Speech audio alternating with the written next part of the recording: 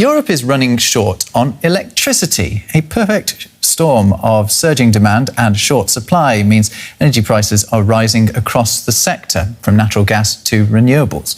Governments are having to act to ensure a power shortage doesn't hurt their economic recoveries. Can Europe keep the lights on? The continent is facing an energy crisis. Prices for many fuels have soared to new records in recent weeks. Businesses and households' power bills are rising too. Ireland is warned of possible blackouts. Energy prices have already been high on Europeans' minds after Brussels announced its Green Deal to transition away from fossil fuels in July. Spain took one of the most drastic steps this week to rein in prices, saying it would take back almost 3 billion euros in profits from energy companies. In 2018,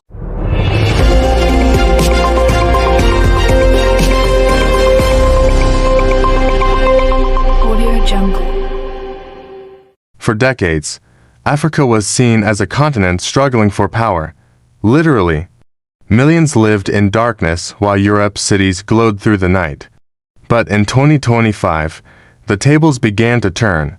As Europe faced record high energy prices and supply shortages, Africa quietly emerged not as a consumer, but as a competitor. This is the story of how Africa flipped the global energy market, and why Europe's power crisis may be just beginning.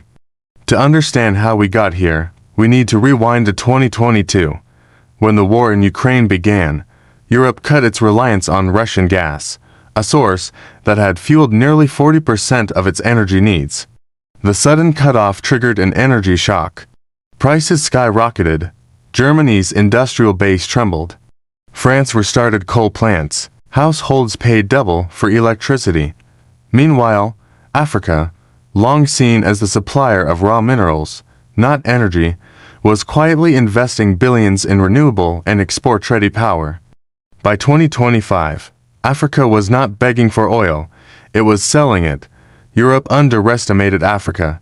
They saw a continent in need, not one capable of leading the next energy revolution. The result: Europe's dependence shifted from Russia to Africa, but this time, Africa held the leverage.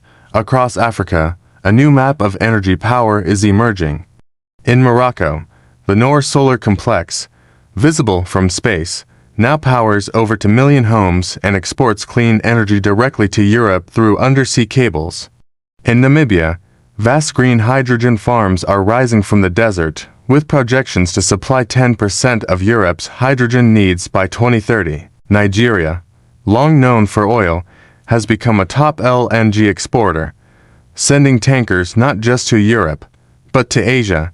Kenya is running on over 90% renewable electricity and exporting geothermal expertise across the continent. In 2025, the African Energy Chamber announced that Africa's total renewable capacity had surpassed 250 gigawatts, outpacing forecasts by nearly a decade. The continent, once called energy poor, is now among the fastest-growing energy producers in the world. Africa is no longer asking for energy aid, it's offering energy access. That's a fundamental shift in power. Europe's energy crisis deepened as prices surged in early 2025. Desperate to diversify, European nations turned south, to Africa. Deals were signed with Algeria, Nigeria, Morocco, and Senegal. Billions were pledged for gas pipelines and solar imports. But something unexpected happened. Africa started saying no.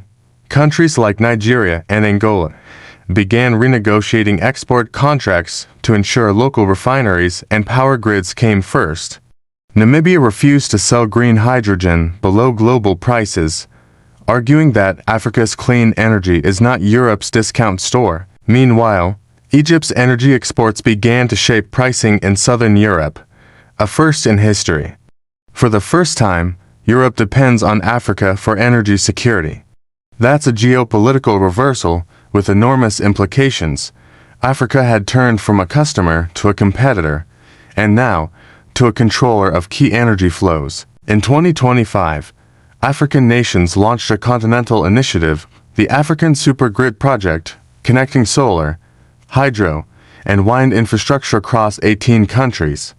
Funded in part by the African Development Bank and private sovereign funds, the network is valued at over $6 billion. The goal, to create a Pan-African electricity market capable of powering 500 million people and exporting surplus energy to Europe through trans-Mediterranean links. The first major link between Tunisia and Italy, named ELMD, went live in late 2025. It delivers enough renewable electricity to power 3 million European homes, all generated from North African sun. More cables are in development between Morocco, Spain, and Egypt, Greece. For Europe, these projects are lifelines. For Africa, they are leverage. We are not exporting electricity, we are exporting independence. The effects of this shift are rippling through global markets.